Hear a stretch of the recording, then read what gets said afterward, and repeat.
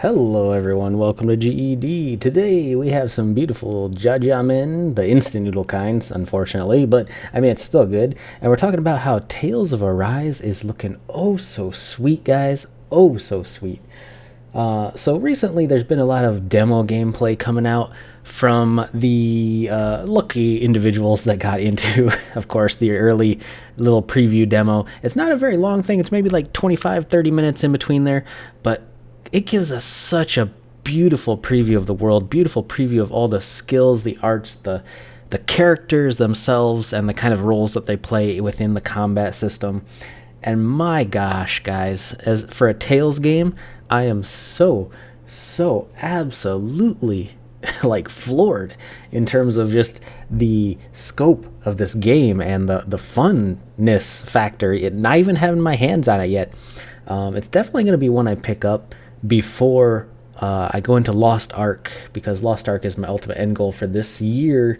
But as far as single player titles go, Tales of Arise is wow. I mean, let me know what you think down in the comments, and of course go watch some of that gameplay while you're watching this beautiful Jajamen get mishmashed in there with those black bean sauce. Oh, it is so sweet, so delicious. If you have never had Jajamen, or yeah, that's how I pronounce it. If you've never had Korean black bean sauce noodles, you need to try it. It is sweet and savory and all sorts of delicious. The actual real kind is much better than the instant one, but hey, you get what you can get sometimes, right?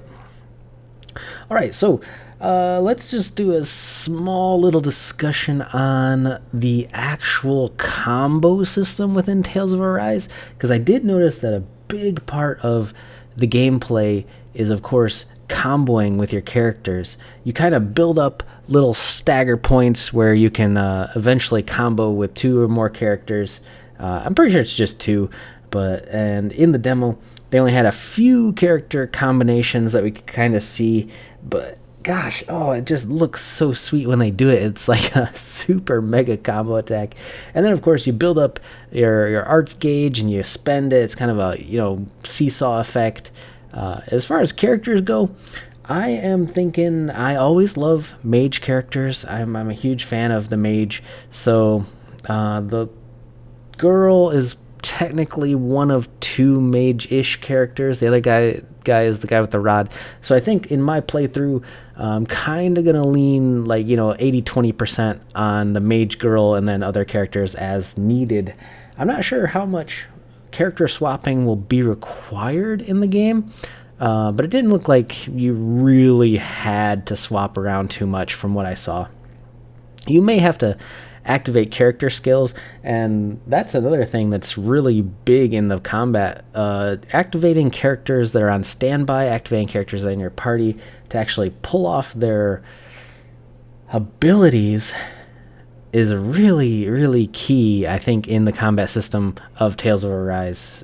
Well, yet to be seen. We need some more gameplay. We need to exactly flesh out what's going to happen. Look at those beautiful black beans right there. In terms of world and stuff, the world looked absolutely amazing. Like, you had these great big spanning portrait views of the background of the world. They got that pastel watercolor-ish art style going down, and it's really nice to see in these kind of cell shaded-ish anime games. But this one looks a lot brighter than most Tales games, which is really impressive.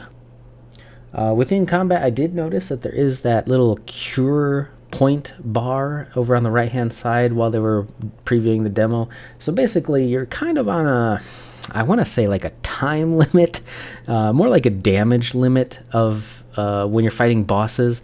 So they kind of like soft capped fights, so where you can only heal so much before you have to use items to kind of increase your healing cap, which is kind of cool. I like not being able to infinitely heal your party and just basically slog through a boss. Like, I like having some sort of pressure on the player to be good at the game, to actually know what they're doing, and to not just face tank, face roll while their backline heals them through it, which is really cool.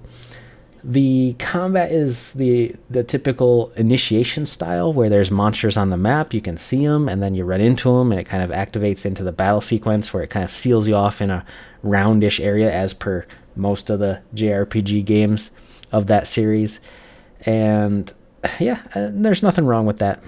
The party makeup, the compositions, again, you got your stereotypes. You got the gunner, the mage, the fighter, the monk, the tanky girl with the shield, the kind of semi-magus dude with the rod. I'm not sure what his role is actually going to be in the party. I hear rumors that he's kind of like an off healer, off magician, kind of like I almost want to say like a red mage type character, that kind of master of many, specialist of none. But in terms of current thoughts on the game, again, looks really amazing. I can't wait to play it this year. My party composition is probably going to be mage, gunner, probably tanky fighter, and maybe the rod guy. That's a lot of range characters, but it's all good. I'll catch you in the next one. Tell me your thoughts on Tales of Arise.